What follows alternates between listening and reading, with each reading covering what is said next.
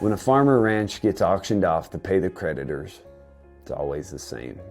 The farmer or rancher puts on a good face. They watch as the tractors their grandfather drove are loaded onto a flatbed and hauled down the road. Animals their father raised are loaded into a trailer. They tap the last one as it goes by down the chute. They're usually the ones to latch the gate and drop the pin in.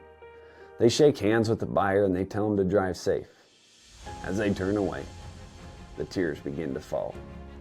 Their spouse puts an arm around them, a child grabs their leg, and they say goodbye to a place where blood, sweat, and tears watered the ground and grew crops. They watch together as an era and an American dream come to an end. The suicide rate among farmers and ranchers is 3.5 times the national average. As of the last agricultural census, the average debt for a large operation is $1.8 million. The United States is losing 4.3 acres of farm ground every minute.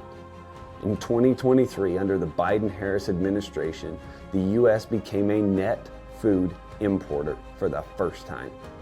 We are witnessing the largest hollowing out of rural America and outsourcing of American agriculture in our nation's history.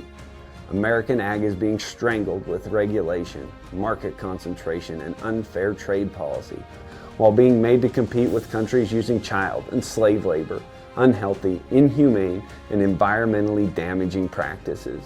Do we think it's a good thing that we become dependent on other countries to feed our children?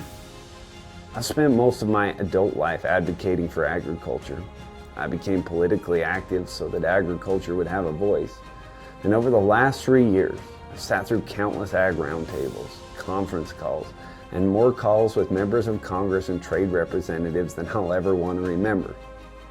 We've analyzed spreadsheet after spreadsheet and chart after chart of data. And you know what? Through all of this data and in every situation, the problems are different, but the answer is always the same. Nothing changes if nothing changes, and the change we need is President Trump back in the White House. It's time for agriculture to take a seat at the table instead of eating the crumbs off the floor. It's time to roll back regulation, renegotiate trade deals, and stop destroying our own ability to produce food right here in this country. Less than 1% of the population feeds the other 330 million Americans. America needs agriculture, and we need you. We need your voice. We need your help. It's time to make America healthy again. It's time to make America prosperous again. And well, it's time to make American agriculture great again.